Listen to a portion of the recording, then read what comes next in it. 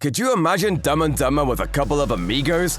How about Ghost Rider and Dracula? Could a certain SNL legend have been the cable guy? These are the what-if casting tales of Jim Carrey movies. It's hard to imagine anyone besides Jim Carrey playing Miami pet detective Ace Ventura, the role that shot him to box office stardom in February 1994. However, at the time that producers were casting the role, Carrey actually wasn't the first one they approached.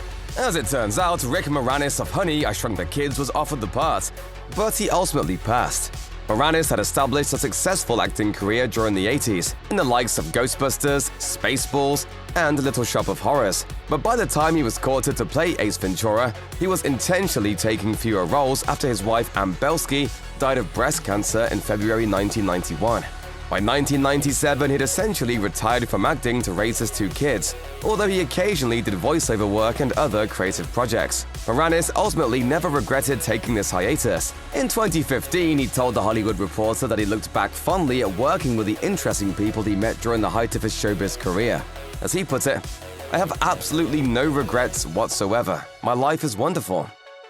After Rick Moranis passed on Ace Ventura, producers looked to Jim Carrey's In Living Color castmate David Alan Grier, which Grier revealed during a 2019 appearance on The Howard Stern Show. He also noted that they considered Rob Schneider, who was a cast member on Saturday Night Live at the time. After reading the script though, Grier didn't see a box office hit, so he passed. Besides Moranis and Grier, the producers also considered Whoopi Goldberg, Judd Nelson, and Alan Rickman. Once Carrey got involved, he helped shape the character and script alongside writer-director Tom Shadyac. As Carrey explained to the Los Angeles Times in 1994, "From the beginning of my involvement, I said that the character had to be rock and roll. I wanted to be unstoppably ridiculous, and they let me go wild. This movie was going to either be something that people really went for, or it was going to ruin me completely." Alrighty then. Lauren Holly began her acting career on TV in the 80s on a couple episodes of the cop drama Hill Street Blues, before making her way to the soap opera All My Children. Jim Carrey lobbied for her to play the part of Melissa in Ace Ventura, but she turned that down because of scheduling conflicts with her ongoing role on the show Picket Fences. Melissa was ultimately played by Courtney Cox instead. Then in 1995, Holly admitted to Entertainment Weekly, "I kicked myself when it came out." Holly eventually got another chance to co-star with Carrey later that year in Dumb and Dumber, and she said of that movie, "The minute I heard it was Jim and Jeff, I definitely wanted to be a part of it. I think my hardest job is just to keep a straight face and not ruin any of the takes. Believe me, that's tough." Holly and Carrey fell in love while making Dumb and Dumber, and got married in 1996, after Carrey's divorce from his first marriage was finalized. Alas, their union lasted less than a year. Jim Carrey, Jeff Daniels, and Lauren Holly were the perfect stars for Dumb and Dumber, but they weren't the lineup that the studio originally envisioned. As recounted by E! News, New Line Cinema felt that they were taking a chance in letting the novice Farley brothers direct their own screenplay, so they wanted to be closely involved in the casting process. Martin Short was reportedly New Line's first pick for Lloyd, but he ultimately turned down the part. He hasn't spoken publicly about that decision, but Vulture speculated that he may have been apprehensive about starring in the debut comedy of two directors with no track record. Bobby Farrelly later told The Hollywood Reporter that they were trying to cast the movie for a couple of years, but they kept getting turned down by everyone. Peter Farrelly added in that same interview that in reality, many of the actors weren't actually being informed of the offers by their agents. As he put it, "It's so hard to tell how many actually passed, but we were told 100. So you're telling me there's a chance? Martin Short wasn't the only big-time comedian to turn down the Farrelly brothers, or even the only big-time comedian with Martin in his name, as his longtime collaborator and friend Steve Martin also declined the role of Dumb and Dumber's Lloyd. His work in films like The Jerk and Three Amigos made him an obvious choice, but he was seriously in demand at the time, so the competition to cast him was fierce. Eventually, though, one of the producers got a script over to Jim Carrey, and he responded favorably. As Peter Farrelly recalled to The Hollywood Reporter, "When we met with him, he was like, he got it exactly like we got it. And so we thought this guy would be perfect for it." When Carrey signed on, Ace Ventura Pet Detective hadn't come out yet, so contract negotiations became an issue when their star renegotiated his salary after scoring big at the box office earlier in the year. After locking down Carrey as Lloyd, the focus was then shifted to figuring out who would play Harry. New Line reportedly wasn't initially interested in casting Jeff Daniels. As Bobby Farrelly noted to The Hollywood Reporter, Daniels was not the obvious choice because he hadn't done any, out-and-out comedies before that. After they read together, Carrey lobbied for Daniels to get the role, and the latter accepted the offer, against his agent's advice and at a discounted pay rate. Before Carrey and Daniels, and before everyone else they considered, the Farrellys reportedly originally envisioned Nicolas Cage and Gary Oldman as Lloyd and Harry in Dumb and Dumber. Cage confirmed this in 2012 when he told the Huffington Post that he was indeed in talks with Carrey, whom he starred alongside in 1986's Peggy Sue Got Married. But Cage ultimately turned the role down so that he could instead star in Leaving Las Vegas, for which he ended up winning an Oscar. Years later, Cage had another opportunity to book a part that eventually went to Carrey again. In 2017, director Michel Gondry told the Daily Beast that he approached Cage to play Joel in 2004's Eternal Sunshine of the Spotless Mind, before ultimately choosing to cast Carrey against type. After Cage became an Oscar winner, the competition to cast him in an independent film was quite stiff. Gondry also told Vanity Fair that watching Carrey on the set of 2003's Bruce Almighty convinced him that he could handle the role, because he saw something lonely behind his comedic facade.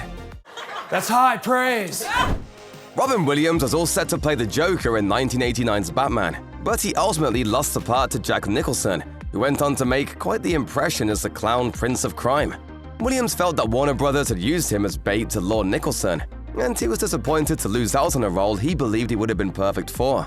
Despite that setback, he maintained hopes of eventually playing a Batman villain. In a 2015 interview with The Hollywood Reporter, Batman Forever screenwriter Lee Batchelor revealed that they actually wrote the Riddler with Williams' voice in mind. And back in 1993, Entertainment Weekly reported that Williams was excited to read the script, but he eventually turned down the role without offering any public comment about why he declined. As an insider told EW, he believed the character was too intellectual and not as comedic as the Riddler played by Frank Gorshin on the TV series. Others suggested that Williams was wary of Warner Brothers after what happened with the Joker. Either way, after he turned down the role, Carrey was eventually cast as a Riddler, but Williams was still interested in playing the character in Christopher Nolan's version of the franchise, telling Empire in 2012, "I'd play the Riddler in the next Batman, although it'd be hard to top Heath as the villain, and I'm a little hairy for tights." Believe it or not, Chris Farley was the first actor attached to 1996's The Cable Guy, before Jim Carrey came into the picture. As reported by Variety, after Columbia Pictures bought the script, they cast Farley to star in the title role. Unfortunately though, Paramount Pictures still had the comic actor signed to a 2-movie deal, and he had to film Black Sheep to fulfill that contract. Farley and Columbia agreed that he could film The Cable Guy after finishing out his stint as a cast member on Saturday Night Live. Son of a... That's gonna leave a mark. But Farley ultimately dropped out of the project because he reportedly didn't want to be locked into anything so far in the future. Sadly, both his career and life were cut short when he died at the age of 33 in December 1997. Carrey's turn in The Cable Guy wound up being a performance that changed Hollywood forever. He was on a career high coming off his multiple hits in 1994, and he negotiated a $20 million payday for the dark comedy.